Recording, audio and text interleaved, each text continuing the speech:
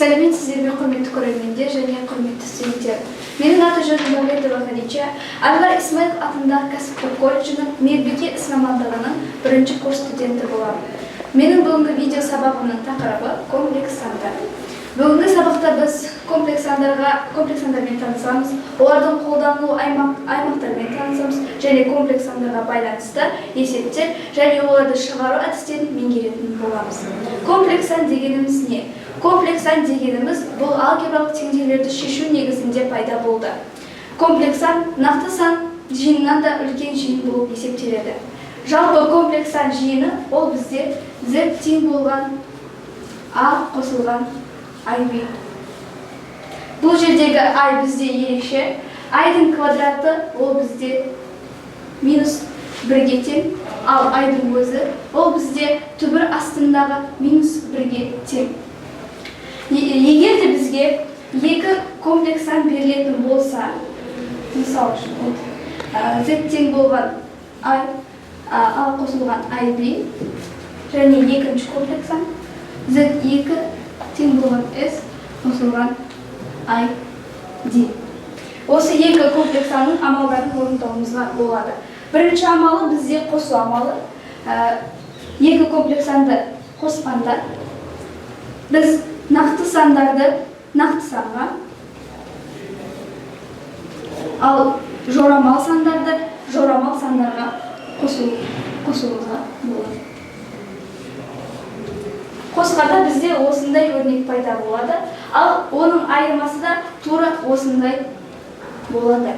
Ал енді комплекс санды бір-біріне көбейткенде, ол бізде сәл ерекшелеу болады. Екі комплекс санды бір-біріне көбейтіргенде біз қарапайым жақша ішінде жазып аламыз.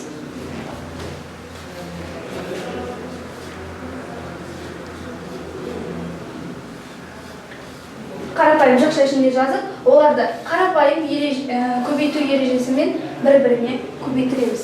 Ал енді біз осыған байланысты сіздермен мысал қарастырайық.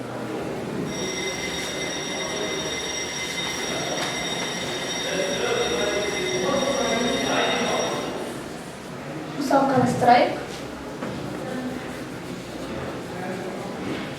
Бізде екі комплекс сан берілген. Бұл жерде екі қосылған I, бұл бірінші комплекс сан, ал екінші комплекс сан бізде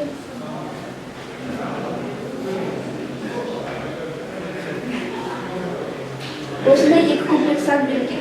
Ал енді осы екі комплекс сандардың біз қосындысын, айырылуын және көбейтіндісін қарастырайық. Жаңағыдай айтып кеткенде екі комплекс санды қосқанда біз нақты санға қосамыз. Бұл жерде біз 2-ге 1-ді қосамыз, ал жорамал сан бізде 3. I-ды біз жақша сыртына алып тастаймыз.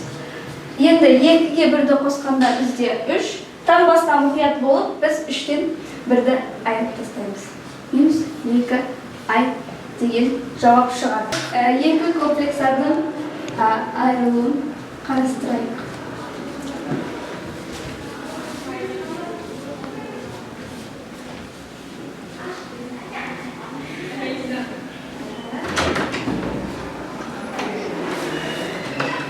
Бұл жерде біз 2-ден 1-ді алып тастасақ, бізде 1 минус тағы басқа мұқият болып, біз 3-ге 1-ді қосамыз. Бұл жерде бізде 4 I деген жауап шығады. Ал енді оның көбейтіндісін қарастырайық. Көбейтіндісін қарастырғанда біз 2-ге 3 I-ды қосамыз. Және 1-ге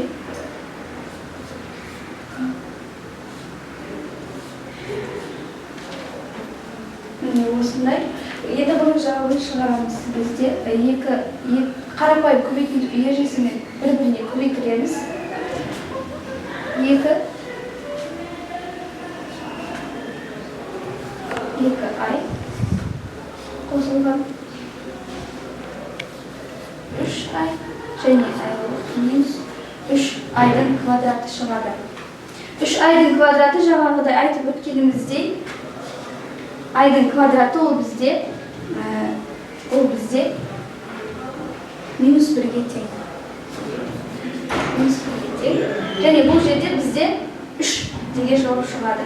2-ге 3-ті қосамыз 5, таңбасына мұқият болып, -2 айдан +3 айды алып тастағанда бізде плюс ай деген жауап шығады.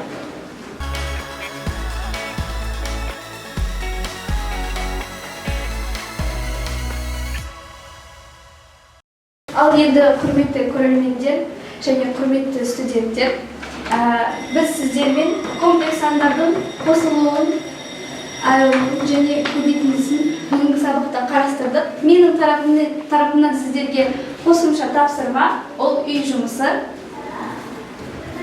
Бізге 2 комплекс сандың